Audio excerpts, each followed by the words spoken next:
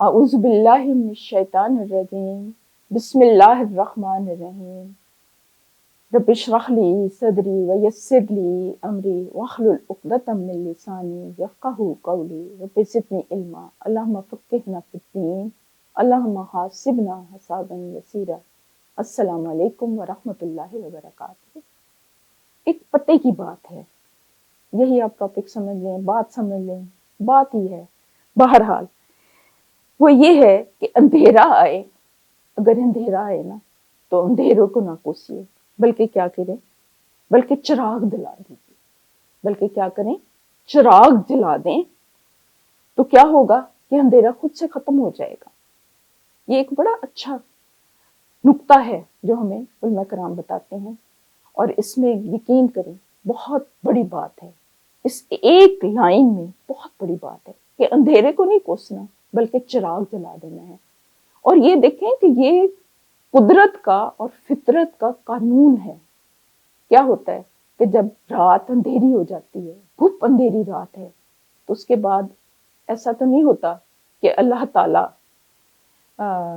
اندھیروں کا لشکر لے کے آئے اور اس اندھیرے کو اندھیروں کے ساتھ اللہ تعالیٰ مٹائے، بلکہ اللہ تعالیٰ کیا کہتا ہے، کیا کرتا ہے، خاموشی کے ساتھ اس رات کے بعد سورج کو اس کے آگے کر دیتا ہے۔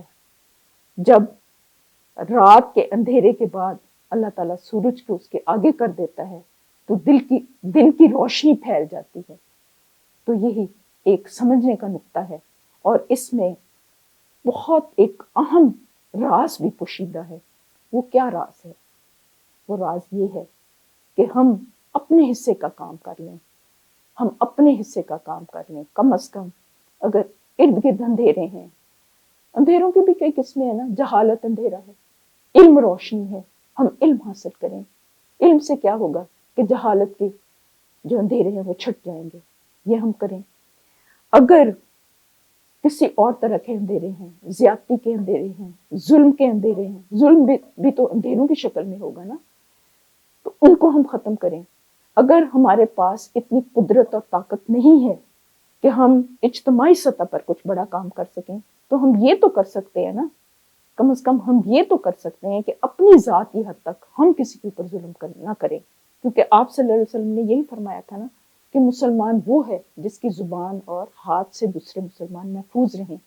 یہ آپ کی فرمان کا میں نے مفہوم آپ کے سامنے بیان کیا ہے۔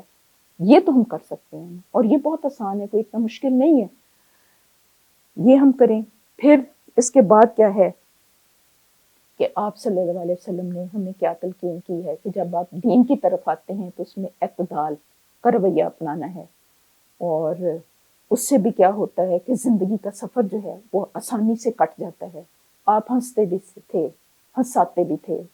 آپ نے ایک دفعہ، مجھے واقعہ یاد آ رہا ہے جو میں نے پڑھا تھا، کہ آپ نے بی بی عائشہ کے ساتھ دوڑ لگائی اور پھر مقابلے میں آپ آگے نکل گئے۔ تو آپ نے مطلب اس طرح سے آپ اپنی زندگی کو، انہوں نے اس طرح سے نہیں ترتیب دیا تھا کہ ہر وقت سنجیدگی ہے، بلکہ آپ نے اپنے اوقات کار کو منظم کیا ہوا تھا۔ تو یہ بھی سیکھنے کی بات ہے۔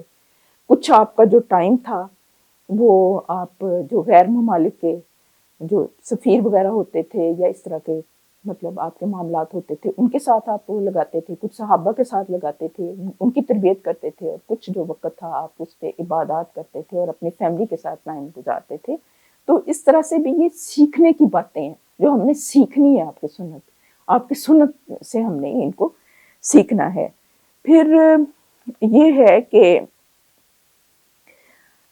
اگر ہمارے پاس آج کل مطلب ہمارے پاس فراغت ہے تو ہم اپنے ٹائم کو غلط کاموں میں مطلب ویسٹ نہ کریں، ان کو پروڈکٹیو کاموں میں لگائیں۔ کوئی بھی اچھا کام، کوئی بھی اچھا ہنر ہم سیکھتے رہیں، یہ بھی بہت ضروری ہے۔ پھر اس کے بعد یہ ہے کہ اپنی زندگی میں اگر کوئی ہمارے نیگیٹیوٹی ہے، اور انسان کو خود پتا ہوتا ہے کہ اس کی ذات کے اندر کون سی برائیاں ہیں، کون سی اچھائیاں ہیں، تو اپنی برائیوں کو اپنی زندگی میں سے ایریڈیکیٹ کریں، اچھائیوں کو نمایاں کریں۔ کیونکہ برائی کوئی ہمارے ساتھ اگر برا کرے تو ہم برائی کا جواب برائی سے نہ دیں، بلکہ برائی کا جواب ہم اچھائی سے دیں۔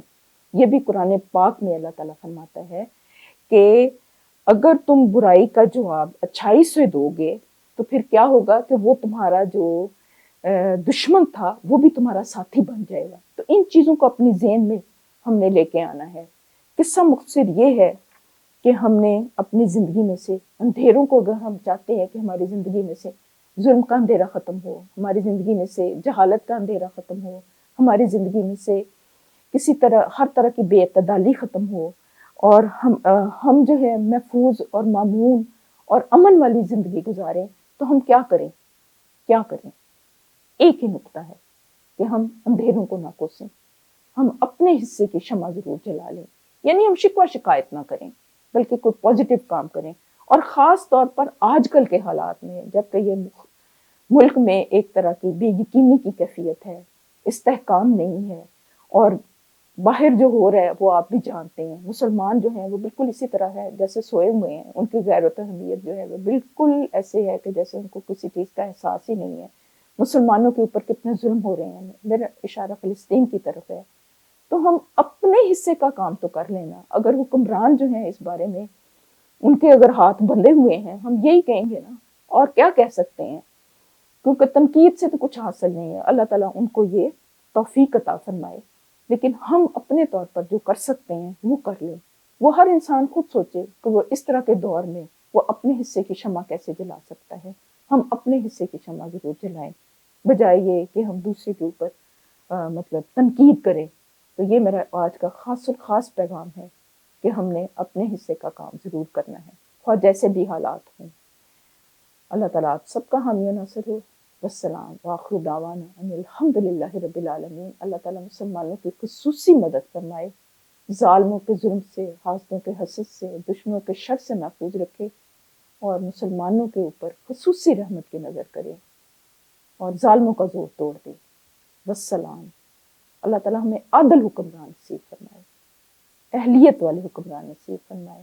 اس ملک میں استحکام ہو، خوشی ہو، اطمینان ہو، اور سب لوگوں کو ان کے حقوق ملیں، تاکہ ملک میں ایک خیر خواہی کی فضا پریویل کرے. ہماری انفرادی زندگیوں میں اور اجتماعی زندگیوں میں خیر ہو، برکت ہو. ہماری اولادوں کو اللہ تعالیٰ متقی لوگوں کا امام بنا دے، اور سب کو بہت زیادہ اپنے حفظ و امان میں رکھے. والسلام وآخر دعوانا الحمدللہ رب العالمین.